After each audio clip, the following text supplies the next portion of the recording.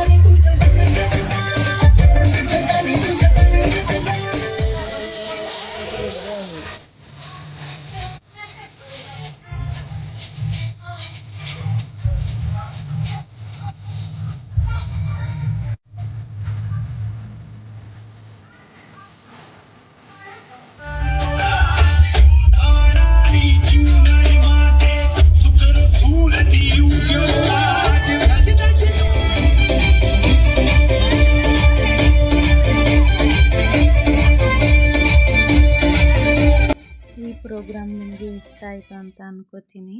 ಅದಾದಮೇಲೆ ಸ್ನ್ಯಾಕ್ಸ್ ಕೂಡ ಬರ್ತಾಯಿತ್ತು, ತಿಂತಾ ಎಂಜಾಯ್ ಮಾಡ್ತಾಯಿದ್ವಿ. ನನ್ನ ಮಗಳು ಗೋಬಿ ಮಂಚೂರಿ ಬಂತು, ಅದನ್ನು ತಿಂತಾಯಿದ್ರು ಎಲ್ಲರೂ. ಅದಾದಮೇಲೆ ನನ್ನ ಸಣ್ಣ ಮಗಳು ಕಾಣ್ತಾ ಇಲ್ಲ, ಎಲ್ಲೋದ್ಲು ಅಂತ ಅಂದ್ಕೊಂಡು ನೋಡಿದ್ರೆ ಇವಳು ಇಲ್ಲಿ ಮಕ್ಕಳಿಗೆ ಆಡಲಿಕ್ಕೆ ಗೇಮ್ಸ್ ಎಲ್ಲ ಇತ್ತು, ಇಲ್ಲಿ ಬಂದಿದ್ಲು ನೋಡಿ. ಬಾರಮ್ಮ ಊಟ ಮಾಡಂತೆ, ಊಟಕ್ಕೆ ಟೈಮ್ ಆಯಿತು ಅಂತ ಕರೆದ್ರೂ ಬರ್ತಾ ಇರಲಿಲ್ಲ. ಮಕ್ಕಳು ಕೂಡ ತುಂಬ ಎಂಜಾಯ್ ಮಾಡ್ತಾಯಿದ್ರು. ಇವರು ಒಳಗಡೆ ಕೂತು ಪ್ರೋಗ್ರಾಮ್ ನೋಡ್ತಾ ಇರಲಿಲ್ಲ, ಇಲ್ಲಿ ಆಟನೇ ಆಡ್ತಾಯಿದ್ರು. ತುಂಬ ಟೈಮ್ ಆದ್ರೂ ಊಟಕ್ಕೆ ಕೂಡ ಬರ್ತಾ ಇರಲಿಲ್ಲ ಮೈರಾ ನೋಡಿ ಯಾವ ರೀತಿ ಎಂಜಾಯ್ ಮಾಡ್ತಾ ಇದ್ದಾಳೆ ಅಂತ ಹೇಳಿ. ಇಲ್ಲಿ ಮಕ್ಕಳಿಗೂ ಕೂಡ ಅವ್ರು ಬೋರ್ ಆಗಬಾರ್ದಲ್ವ ಅಂತ ಹೇಳಿ ಗೇಮ್ ಕೂಡ ಇಲ್ಲಿ ಇಟ್ಟಿದ್ರು, ಗೇಮ್ ಆಡೋದು ಅದೆಲ್ಲ ಎಂಜಾಯ್ ಮಾಡ್ತಾಯಿದ್ದಾರೆ ನೋಡಿ. ಅದಾದಮೇಲೆ ನಾವು ಊಟಕ್ಕೆ ಟೈಮ್ ಆಯ್ತು ಅಂತ ಹೇಳಿ ಊಟ ಮಾಡಲಿಕ್ಕೆ ಹೋದ್ವಿ. ನಿಮಗೆ ಈ ವಿಡಿಯೋ ಇಷ್ಟ ಆಗಿದೆ ಅಂತ ಅಂದ್ಕೋತೀನಿ. ಲೈಕ್ ಮಾಡಿ, ಶೇರ್ ಮಾಡಿ, ಸಬ್ಸ್ಕ್ರೈಬ್ ಮಾಡಿ. Thank you for watching.